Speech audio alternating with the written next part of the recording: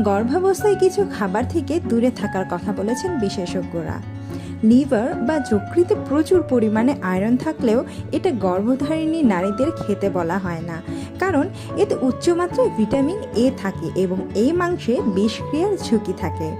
কাঁচা বা কম সিদ্ধ ডিম, মাংসজাত পণ্য খাওয়া যাবে না, যেমন সসেজ ও কোল্ড কাট। কাঁচা মাছ ও সি ফুড এ উচ্চমাত্রার ব্যাকটেরিয়া ও পরজীবী থাকতে পারে। কিছু মাছে উচ্চমাত্রার পারদ থাকে এবং এগুলো এড়িয়ে চলতে হবে, যেমন বেশিরভাগ শিকারী মাছ, হাঙ্গর, সোর্ডফিশ, মার্লিন। গর্ভধারণ করলে চা বা কফি খাওয়ার অভ্যাস ছাড়তে হবে। এই সময়ে দিনে 200 মিলিগ্রামের বেশি চা বা কফি খেলে শরীরে সমস্যা তৈরি হতে পারে। কাঁচা পাস্তুরায়ন ছাড়া দুধ এবং এই ধরনের দুধ থেকে তৈরি কোমল পনির, এগুলোতে লিস্টেরিয়া নামের এক ধরনের ব্যাকটেরিয়া থাকতে পারে। মেয়াদোত্তীর্ণ খাবার, এগুলোতে ব্যাকটেরিয়া থাকতে পারে। রান্না না করা অঙ্কুরিত বীজ, খাদ্যশস্য ও সিম, কাঁচা মূলা, রেডি টু ইট সালাদ এসব খাওয়া থেকে বিরত থাকতে হবে।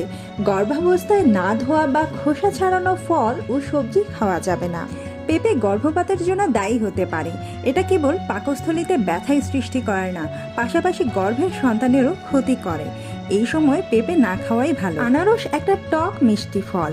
এতে থাকা ব্রোমেলাইন নামক উপাদান জরায়ুর পথকে কোমল করে, যা প্রারম্ভিক ব্যথা সৃষ্টি করতে পারে। অন্যদিকে আনারস খাওয়া গর্ভাবস্থায় ডায়রিয়ারও কারণ হতে পারে। গর্ভবতী নারীদের জন্য আঙ্গুর শেষের 3 মাস না খাওয়াই ভালো। এতে থাকা উপাদান হরমোনের ভারসাম্যহীনতা সৃষ্টি করে।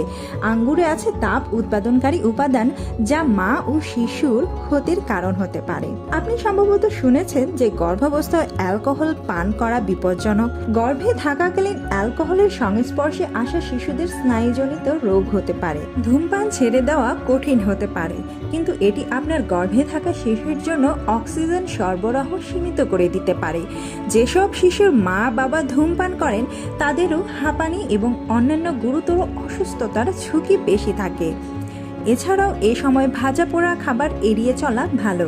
চেষ্টা করবেন স্বাস্থ্যসম্মত খাবার খাওয়া এবং প্রচুর পানি পান করবেন। আমাদের ভিডিওর কোয়ালিটি যদি ভালো হয়ে থাকে, ফেসবুক থেকে দেখে থাকলে ফলো করবেন এবং ইউটিউব থেকে দেখে থাকলে অবশ্যই সাবস্ক্রাইব করে উৎসাহ দিবেন।